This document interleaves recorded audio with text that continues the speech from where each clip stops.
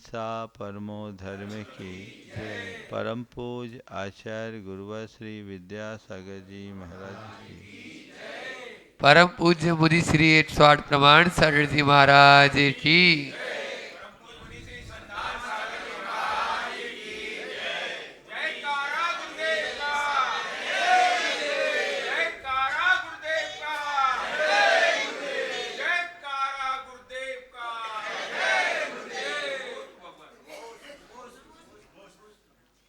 हम सब ने मानव जीवन पाया और जीवन का बहुभाग जीकर बिता भी लिया, लेकिन बहुत थोड़े से लोग हैं जो इस जीवन में जीवन और जीवन के मर्म को पहचान पाते हैं। सबसे बड़ी विडंबना ये है कि हर मनुष्य आज अपने स्वरूप को ही नहीं पहचानता। धर्म क्षेत्र में आगे बढ़ने के लिए हर मनुष्य को 4 सवाल रोज अपने मन से करना चाहिए और उसका उत्तर भी अपने ही भीतर तलाशना चाहिए। वो 4 सवाल बड़े सामान्य से हैं, पर इनका संबंध बहुत गहरा है। पहला सवाल, मैं कौन हूँ?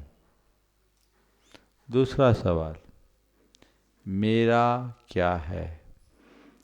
तीसरा सवाल, मैं क्या कर रहा हूँ? और चौथा सवाल, मुझे क्या करना चाहिए? मैं कौन हूँ, मेरा क्या है, मैं क्या कर रहा हूँ और मुझे क्या करना चाहिए? कभी मन में ऐसा सवाल आता है? सोचो, जब ये चारों सवाल सामने आएंगे तो कोई प्रेरणा की जरूरत नहीं होगी, अंतः प्रेरणा प्रकट होगी और जीवन की दिशा सुनिश्चित होगी। हम लोग एक प्रकार की आत्म विस्मृति और आत्म मुग्धता से भरा जीवन जीते हैं। हमें अपने आत्मस्वरूप का भान ही नहीं, बोध ही नहीं, और हम इन बाहरी चकाचौंध में ही अपने आप को मग्न रखकर इस तरह मुग्ध हो गए कि उसमें ही अपने आप को कृतार्थ समझते हैं। अपने आप को हम किस रूप देखते हैं, हमें देखने की कोशिश करनी चाहिए। मैं कौन हूँ? क्या मानते हो अपने आप को? हमने अपनी जो इस काल्पनिक छवि है उसे ही अपनी वास्तविक छवि मानने का भ्रम पाल लिया है। इस काल्पनिक छवि को ही हमने अपना वास्तविक स्वरूप मान लिया है। जब तक ऐसी दशा होगी, हम अपने आप को पहचान ही नहीं पाएंगे, अपने आप को जान ही नहीं पाएंगे, तो अपने लिए करेंगे क्या? बोलो, हम अपने आप को किस रूप मानते हैं? जो हमारे साथ नाम जुड़ा है, हम अपने आप को उस रूप मानते हैं। हमने अपनी जो छवि अपने मन में गढ़ रखी है, अपने आप को उस रूप मानते हैं। मैं कौन हूँ? फट से जबान पर अपना नाम आएगा। और क्या है? तो मेरे पास जो जो चीज़ें हैं जिसे मैं अपने स्टेटस के रूप में जोड़ता हूँ, मैं एक मुनि हूँ, मेरा नाम प्रवान सागर है, समाज में बड़ी प्रतिष्ठा है, मेरे हजारों लाखों भक्त है, मुझे एक बड़े साधु के रूप में गिना जाता है, मेरे एक इशारे पर लोग सब कुछ वारने को तैयार हो जाते हैं। ये सब कौन बोल रहा है? ये मैं हूँ, ये मैं हूँ। यथार्थता देखा जाए तो ये सब कुछ नहीं है, लेकिन भीतर उतर कर देखा जाए तो सब अपने आप को इसी रूप मानते चलते हैं। जैसे मैंने अपने संदर्भ में ये बात कही, आप इसे अपने संदर्भ में जोड़कर देखने की कोशिश कीजिए। पूरे जीवन इसी ताने बाने में लगे रहते हो, सारा जीवन इसमें ही उलझा करके ख़त्म कर देते हो। उसमें जो अपना नहीं है, उसमें जो वास्तविक नहीं है, उसमें जो शाश्वत नहीं है, उसमें जो स्थायी नहीं है, उसमें ही लग जाता है। यही होता है ना। कौन है? मैं कौन हूँ? मेरा नाम ये है, मैं समाज का मुखिया हूँ, मैं समाज में मेरी सब लोग बातें सुनते हैं, मेरे बिना कुछ होता नहीं, मैं परिवार का मुखिया हूँ, मैं व्यापार का प्रमुख हूँ, परिवार में मेरी ही सब कुछ चलती, मैं ये हूँ। और उस पर कोई आघात पहुँचाए, तकलीफ होती है। जो मैंने अपने आप को मान रखा उससे कहीं कुछ भी कमतर कहीं प्रकट होता है तो वो हमारे लिए तकलीफ देह हो जाता है, और हम पूरे जीवन अपने उसी मैं को सजाने में बिता देते, पूरा जीवन उसी मैं को सजाने में बिता देते हैं जिससे मैं मान रखा है। और उसका क्या होता है? एक दिन क्या होगा? सोचो, थोड़ी देर विचार करो। यहाँ पर कितने लोग हैं जिनको अपने परदादा का नाम पता है? परदादा का नाम कितने लोगों को? हाथ उठाएं। 1 2 3 4 5 6 7, मुश्किल से 25% लोग। और सरदादा का नाम? एक सज्जन उठा रहे हाथ, शायद घर में वंशावली लिखी होगी, वंश वृक्ष लिखा होगा, जिनके घर में वो तस्वीरों में टंगे होंगे नाम, उनको पता। और उससे आगे बोलो, नहीं ना, यही कहानी खत्म। थोड़ा सोचो, एक दिन आज हम अपने नाम के पीछे मरते, लेकिन जिस दिन इस देह का विसर्जन होगा तो हमारा ये नाम कहाँ तक जाएगा? अभी तो फिर भी आप 3-4 पीढ़ी तक याद रख लेते हैं, आने वाली पीढ़ियां तो अपने दादा को भी नहीं पहचानेगी, भूल जाएंगे। होगा कुछ दिन नाम चर्चित होगा, काम खत्म। अरे जो मेरा है ही नहीं वो टिकेगा कहां तक? अनंत आए अनंत चले गए, अतीत के अनंत जन्मों में कौन कौन से हमने नाम धरे, अनंत नाम धारे, नाम रह गया, नामधारी चला गया। बोलो, है ना? मैं ये हूं, मैं बड़ा आदमी हूं। अरे कब तक बड़ा आदमी हूं? तेरे जैसे कई बड़े बड़े आदमी आए, अपने आप को बड़ा कहते गए और चले गए। चक्रवर्ती भी नहीं टिके, तू कहां से टिकेगा? मैं के साथ जितने भी विशेषण मैंने जोड़ रखे हैं वह मैं नहीं हूं। मैं कौन हूं? मैं मुनि हूं? गलत। मैं अमुनि हूं? गलत। मैं ज्ञानी हूं? गलत। मैं विद्वान हूं? गलत। मैं प्रभावी हूं? गलत। मैं धनवान हूं? गलत। मैं रूपवान हूं? गलत। मैं के साथ जितने विशेषण मैंने जोड़ रखे हैं वे सब मेरे मन की कल्पना है, वो यथार्थ नहीं है। मैं कौन हूं? बस मैं हूं। क्या है? मैं हूं, उसके साथ किसी विशेषण की जरूरत नहीं है। बस वो हूं को हमने समझ लिया, जीवन की दिशा बदल जाएगी।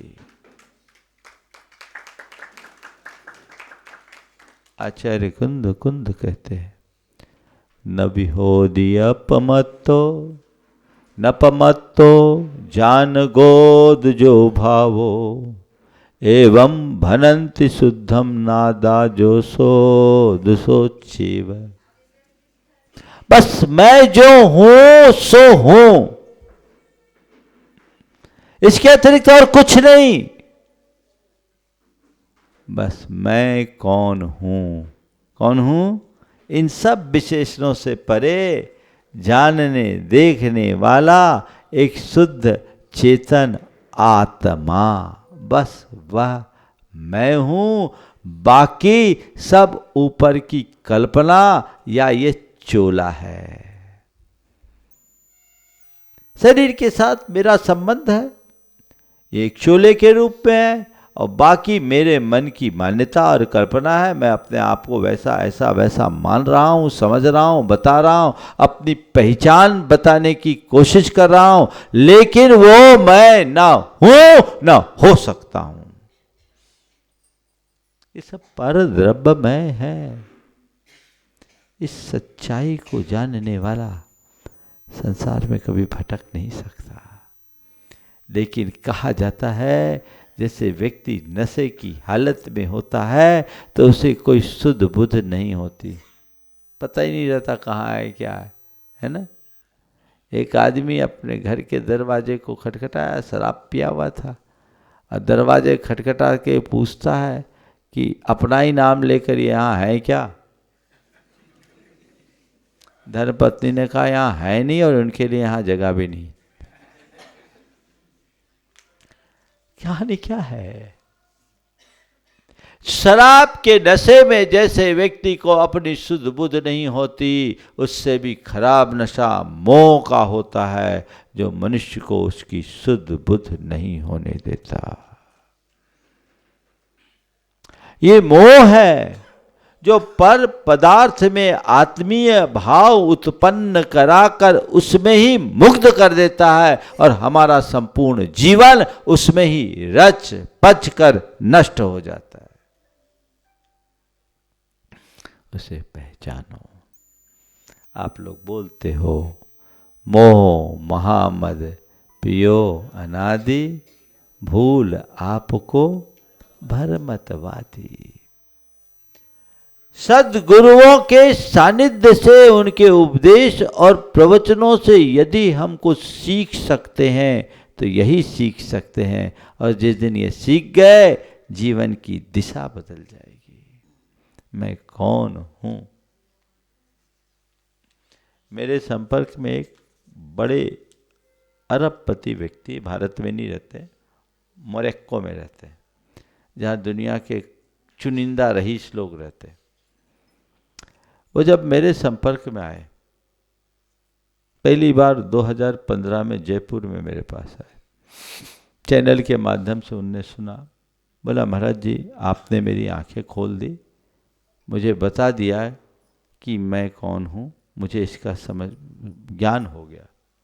अब मुझे लगता है कि मैंने जो चीज़ें रख रखी है वह सब मेरे आत्मा का बोझ है। उनके शब्द बता रहा हूँ, ये सब चीज़ें मेरी आत्मा का बोझ है। महाराज जी आपने मेरी दिशा बदल दी, अब तक मैंने केवल बंद किया, अब मैं निर्जरा करूँगा। कुछ उनकी उलझनें थी, बोले जिस दिन उलझनें खत्म होगी मैं आपके चरणों में आ जाऊँगा। कुछ बड़ी उलझन थी, बिजनेस बड़ा था, सब कुछ था, लेकिन वो व्यक्ति अंदर से विरक्त हो गया।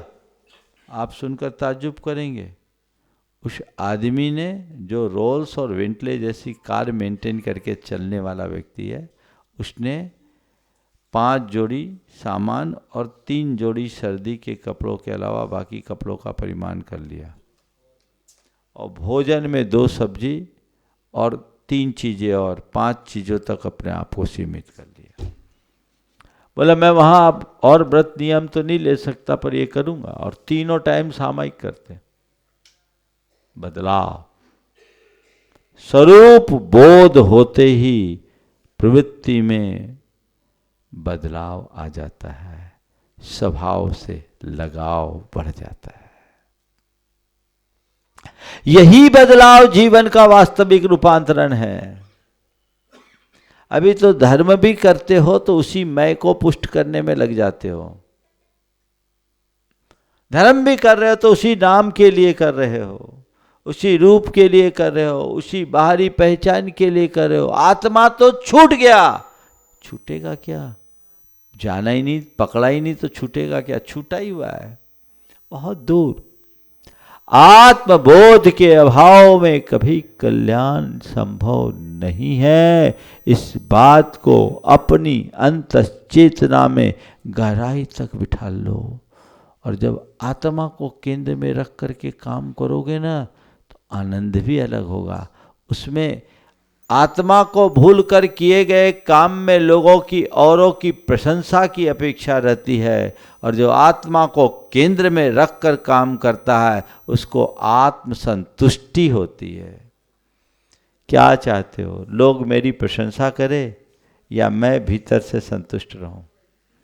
क्या चाहते हो बोलो? हाँ, भीतर से संतुष्ट।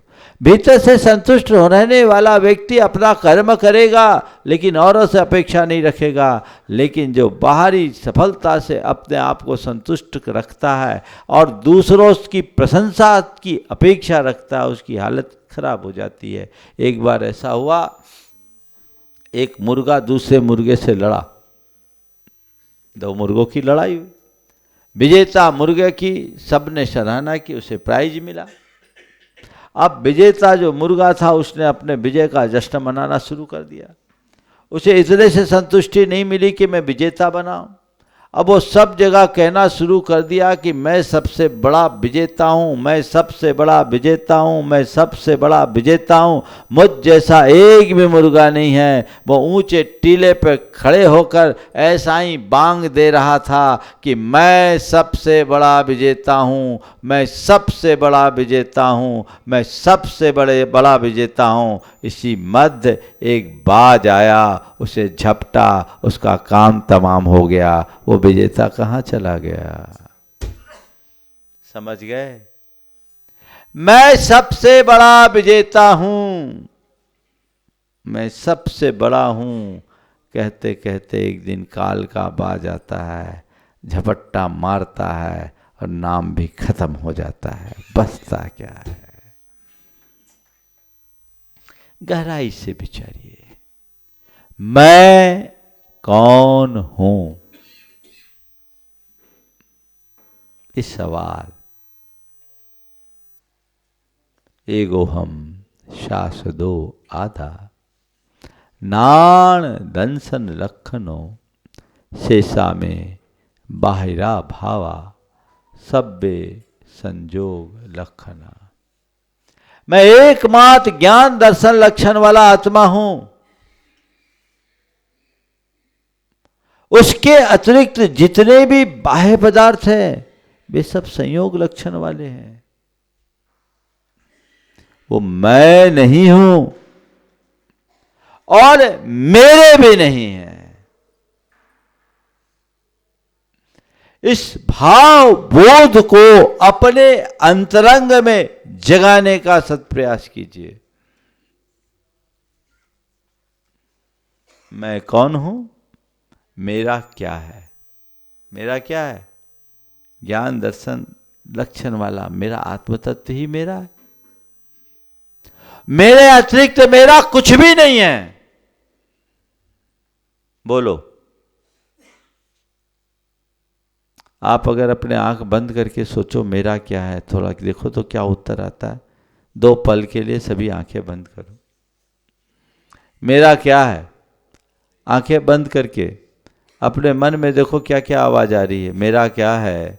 मेरी जमीन, मेरी जायदाद, मेरा परिवार, मेरा मकान, मेरी दुकान, मेरी गाड़ी, मेरा बंगला, मेरी प्रतिष्ठा, मेरी डिग्रियां, मेरी उपाधियां,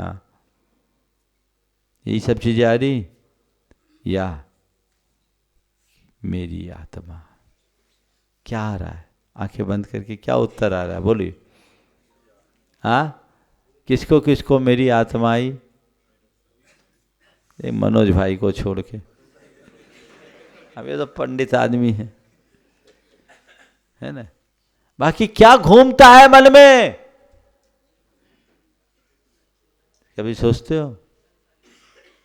और बातें दिमाग में उमड़ती घुमड़ती रहती है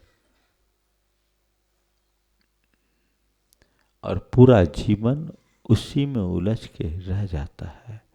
यही मोह और ममत्व की वृद्धि का कारण है और ये मोह ममत्व ही हमारे दुख का कारण है।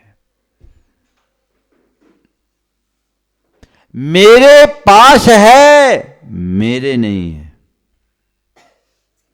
बोलो, सच्चाई है? मेरे पास हो सकते हैं, मेरे साथ रह सकते हैं। मेरा क्या है? बोलो क्या है मेरा, किस पर मेरा नियंत्रण? एक सांस पर भी तो अपना नियंत्रण नहीं है। अगली सांस आएगी इसकी गारंटी है? फिर मेरा क्या है? न शरीर मेरा, न संपत्ति मेरी, न परिवार मेरा, न परिजन मेरे, दुनिया का एक कण भी मेरा नहीं है। नवी अथि मज्ज किंच भी अन्नम परमाणु में तंपी। मुझसे भिन्न एक परमाणु भी मेरा नहीं है। ये जीवन की सच्चाई है। इसे स्वीकारते हो? बोलो ओम। जीवन की यह सच्चाई है, इसे स्वीकार करते हो? मन स्वीकारने को राजी है? संभवतः नहीं, मन और बातों में उलझ के रह जाता है। इस सच्चाई को स्वीकारिए। और जिसके अंदर ऐसा भावबोध होता है ना, उसके अंदर बड़ी बड़ी विपत्तियां भी आ जाए ना तो कुछ नहीं होता। मेरे संपर्क में एक सज्जन है, अपने स्टेट के सबसे बड़े टैक्स पेयर, उनके यहाँ इनकम टैक्स की रेट पड़ी। देखो, एक तत्वज्ञानी के जीवन में और एक साधारण व्यक्ति के जीवन में क्या अंतर है। इनकम टैक्स की रेट पड़ी, अखबारों में जो समाचार पढ़ रहे थे बहुत बड़ी रेट थी, डिक्लेरेशन, बहुत बड़े डिक्लेरेशन की बात अखबारों में आ रही थी। उनका भतीजा मेरे पास आया, मैं सम्मेत शिखर जी में था। उसने कहा महाराज जी ऐसा ऐसा हो गया है, अगर चाचा से को आपको थोड़ा संबोधन मिल जाए तो बहुत अच्छा है। उसको फोन लगाया। उस व्यक्ति ने क्या कहा, सुन के मजा आ गया। बोले महाराज जो जाना है सो जाएगा, और मेरा है क्या जो जाएगा। जो जाना है सो जाएगा, मेरा है क्या सो जाएगा। और उन्होंने बोला महाराज जी 3 दिन रहे, लगभग 150 लोग थे, हमने सबको बढ़िया खिलाया पिलाया, आराम से रहा। बोले आप काम करो, मैं तो अपना स्वाध्याय करता रहा। आप सोच सकते हो 150 आदमी की टीम पूरी लगी है, इतनी बड़ी रेड है। अखबारों में जो फिगर मैं अपने मुख से नहीं बोलना चाहता, इतना सारा डिक्लेरेशन भी उनसे लिया गया, और सब कुछ होने के उपरांत उस आदमी, मैं तो स्वाध्याय कर रहा। बोलो ये ताकत कौन देगा? मतलब ठीक है, हमारे मैनेजर वगैरह सब काम कर रहे थे, मेरा बेटा था, सब साथ में था, हमको क्या करना है इन्वॉल्व होने। जितना उनने सवाल पूछा मैंने बता दिया, भैया आपको जो काम करना है करिए, आप हमारे मेहमान हैं, खाइए पिए आराम से रहिए, जो आपको ले जाना है ले जाइए, देश के लिए ही तो जाएगा। क्या सोच! ये ताकत कौन देगा? यही है ज्ञान की महिमा। मैं कौन हूं, मेरा क्या है, ये विवेक अपने अंदर जगा लीजिए। जीवन का कायाकल्प होगा। मेरा क्या है? बोलो क्या मेरा है? कुछ भी नहीं है ना। मेरे पास है। कस्टोडियन बन के रहिए, मालिक बनकर मत रहिए। मैं आपको ये नहीं कह रहा हूं मेरा कुछ नहीं तो सब छोड़ दो, संभाल करो। एक संयोग है, संयोग से मुझे मिले हैं, मेरे पास जब तक है तब तक मैं इनका उपयोग करूं, उपभोग करूं बस, पर स्वामित्व का भाव न रखूं। ऐसा नहीं है कि वेद विज्ञानी के पास धन संपत्ति नहीं रहती। चक्रवर्तियों से ज्यादा संपत्ति तो किसी के पास नहीं होती, और चक्रवर्ती भी सम्यक दृष्टि होते हैं, होते कि नहीं होते। उन्हें मैं और मेरे का ज्ञान है।